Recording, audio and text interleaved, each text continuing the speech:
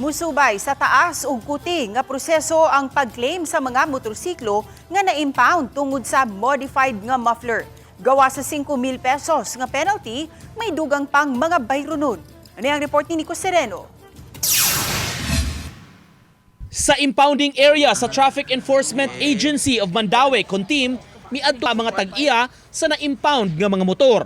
Lakip sa 28 tanan nga nadakpan sa operasyon sa Barangay Look tungod sa modified o nabag-o nga mga muffler. Matud sa usa kanila, gamit pagyud unta kuno ang motor sa pagpamasahero, delivery ug passenger app. Matud pa, second owner lang siya niini ug dili kuno siya ang niusab sa muffler. Ang tagiya, Ang first owner. first owner. Oh, yes. Nagbalo ka nga gibag-o niya wala. Kabalo ko. Akabalo ko nga Oh. bago. Yun sa manigi-ilisan gyud niya or gi. Ambot na, yun sa na. Opera daw na, opera daw. Oh, diya karon sa may plano ni mo ron, sir. Amo, pangita ng pamagi para malukat. Dili man may nagkalkala na katong First owner. First owner ko. Oh, kuha na ganito sa LTO. Kalkal na ni dili din ni. Dili kon. Wala ilise kalkala. So saba-saba gini siya kuya.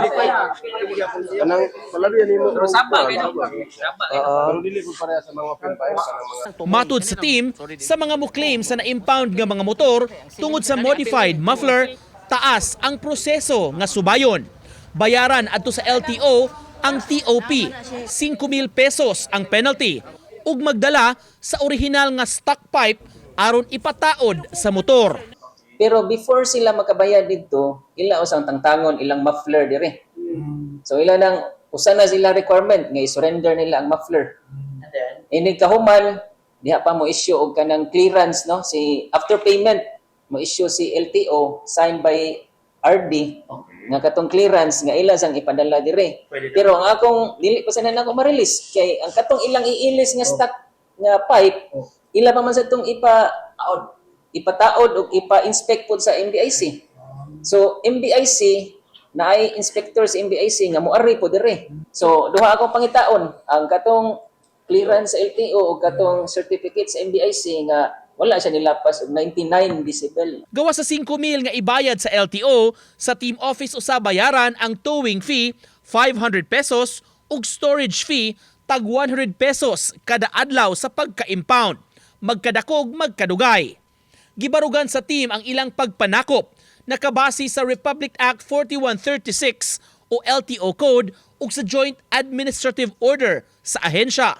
Even ako before ko ni hamag ani nga issue ha kini sa muffler kay gahapon ra man gyud to.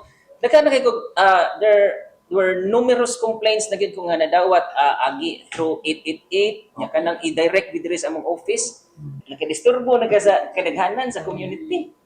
So, angay kay stop.